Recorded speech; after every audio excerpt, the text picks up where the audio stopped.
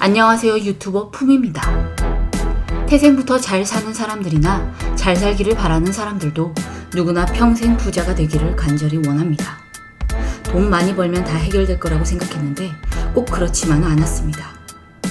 그렇게 잘 살게 됐는데 흙수저든 금수저든 상관없이 결국에 다시 가난해지는 사람들이 있었습니다.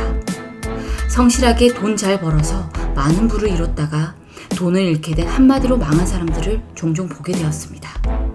부자가 된 것과 부자로 평생 사는 것은 미묘하지만 다른 차이점이 있는 것 같습니다. 힘들게 노력해서 부자가 됐는데 그 사람들은 왜 다시 가난해졌을까요? 특이하게도 그 사람들에게는 4가지 특징이 있었습니다. 그 특징들이 무엇인지 지금부터 알아보겠습니다. 끝까지 부자로 살고 싶다면 지금 당장 이것부터 고치세요. 첫 번째, 거만하고 비아냥거리며 강압적으로 말하는 사람.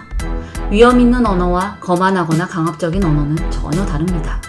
국어 사전을 찾아보면 위험, 존경할 만한 위세가 있어 점잖고 엄숙함, 거만, 잘난 체하고 으스댐, 겸손하지 못하고 거드름을 피우며 타인을 업신여김. 내가 얼마가 있는데 말이야, 이 집이 얼만 줄 알아? 거만과 거드름. 나는 우리 집 몇 평인데 너는 몇 평에 살아? 집이 정말 작네. 우리 집은 워낙 커서. 나 이런 사람인데 내가 하라는 대로 하면 돼. 네가 뭘 알아? 친구관계나 사회생활을 하다 보면 상사나 혹은 돈 잘 버는 사람들 중에 좋은 일 합시고 너처럼 하니까 돈 못 버는 거야. 그렇게 해서 어느 세월에 돈 벌래? 참 애쓰면서 사시네요. 이런 식으로 비아냥거리거나 하늘을 찌를 듯이 거만하고 강압적으로 말하는 사람들을 보신 적이 있으신가요? 돈 많이 벌어 잘 살게 됐으면 자랑도 할 수 있고 잘난 척도 할 수 있겠죠. 하지만 그 수위가 중요하고 뭐든지 적당한 선을 지켜야 합니다. 겸손하지 못하고 이렇게 자신을 과시하며 거만함과 강압적인 말투로 남을 무시하거나 불쾌감을 주고 있다는 걸 본인들은 모른다는 거죠. 그리고 또 뭘 모를까요?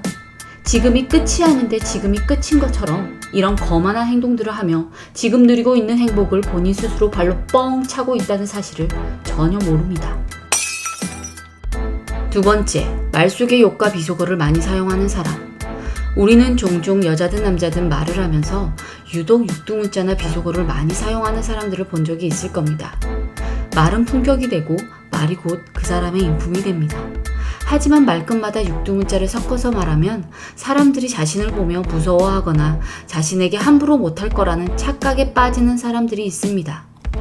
아무리 지금 돈이 많아 부자라고 해도 대화 중에 자꾸 비속어를 사용하다 보면 타인에게 신뢰를 잃게 됩니다. 저 사람은 자신의 가족에게도 막말을 할 거야. 저 사람은 직원들에게도 갑질할 것 같아. 이런 사람과는 거리를 두는 게 가장 편합니다. 그리고 특이한 건 이렇게 본인들은 속 시원하게 말을 해놓고 자신들이 굉장히 솔직하고 쿨하다고 생각을 한다는 거죠. 이제는 돈도 많이 벌어서 많은 걸 누리며 행복할 일만 남았을 텐데 본인이 본인의 입으로 그동안 열심히 일구어 놓은 걸 모두 깎아먹고 있는 셈인 거죠.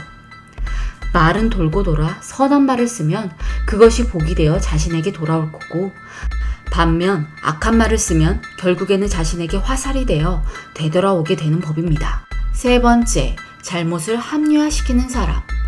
합리화는 보통 자신의 잘못을 회피하기 위해서 자기 방어적으로 하는 행동들입니다. 만날 때마다 30분 이상씩 늦는다? 어쩌다 한번 늦는 건 실수이고 이해를 할 수 있지만 매번 늦는 건 그냥 습관적으로 하는 나쁜 버릇인 거죠. 그런데 늦었으면 사과를 하면 되는데 당연하다는 듯이 늦으면 좀 어때? 나는 늦어도 괜찮다는 식으로 뻔뻔하게 나오는 사람들도 있고 자기가 늦는 데는 다 이유가 있다는 식으로 온갖 핑곗거리를 대며 그것이 타당하다고 합리화를 시키는 사람들도 있습니다. 한두 번도 아니고 이 사람 매번 이렇게 늦네? 나를 무시하는 거야? 됐다 됐어. 그만하자.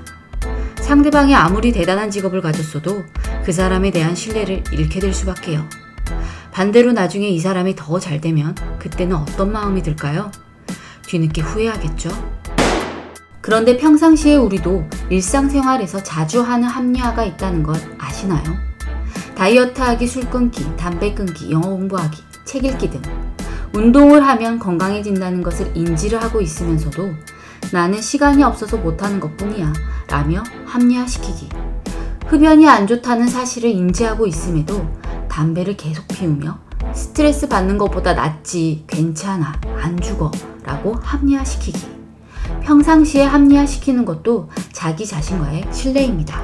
그리고 뉴스 기사 중에 과거의 학폭 문제 같은 인성 문제에 대한 기사를 보신 적 있으실 겁니다. 과거에 학폭을 저지르며 어려서 그랬다, 실수였다는 식으로 합리화만 하지만 현재까지도 계속 그런 행동들이 이어졌기 때문에 결국에는 참다 못한 사람들이 다 밝히게 된 거겠죠. 네 번째, 자신의 이익만 추구하는 사람. 자신의 이익만 추구하는 사람 중에는 남을 이용하는 사람들이 있습니다. 평상시에는 연락도 잘 안 하고 시큰둥하게 대하면서 자신이 필요하거나 정보를 얻어야 할 때는 갑자기 급 친절해지고 말수까지 많아지는 사람들이 있을 거예요. 그리고 정보를 얻은 후에는 다시 본래의 자신의 태도로 되돌아옵니다. 자신의 이익을 위해서 한마디로 달면 삼키고 쓰면 뱉는 사람들이죠. 남을 이용한 사람보다 더 위험한 사람들은 어떤 사람들일까요? 자신의 이익을 위해서 남을 짓밟고 올라가는 사람들입니다. 자신이 성공할 수만 있다면 그 어떤 짓들도 하는 사람들이죠. 이런 사람들은 고마움도 전혀 모르며 이용해 먹을 것 다 이용해 먹고 필요 없어지면 그냥 다시 남이 되어버립니다. 이런 식으로 당한 사람들은 배신감에 쉽사리 헤어나오지 못하고 공허함에 허무해져 버리기까지 합니다. 이상하네 라는 느낌이 들었을 때 그 사람과의 관계를 끊어야 되지만 쉽지 않죠. 안 그러겠지, 아닐 거야 라는 선한 마음으로 다시 이런 사람들과의 관계를 이어가다 보면 결국에는 자신에게 상처만 남게 됩니다. 당신이 받고 있는 그 느낌이 확실하니 그때부터 서서히 거리를 두시고 자신을 보호하세요. 어차피 끊어질 인연은 어떤 식으로든 끊어지게 되어 있고 어떻게든 이어질 인연은 무슨 짓을 해도 이어지게 되어 있습니다. 그리고 이런 사람들은 이런 무식한 행동을 하고 있음에도 자신들은 전혀 모른다는 거죠. 자신이 어떤 잘못을 하고 있는지 모르는 것도 죄인데 말이죠. 또 이런 사람들은 본인들이 엄청 대단한 줄 압니다. 대단하죠. 돈도 많이 벌고 좋은 집에 좋은 차 타고 부와 명예도 이제는 다 얻었으니까요. 하지만 돈 많이 벌고 명예를 얻었다고 해서 그런 행동들을 하는 게 옳은 행동일까요? 뿌리는 대로 거둔다. 정말 뿌리는 대로 거두는 것 같습니다.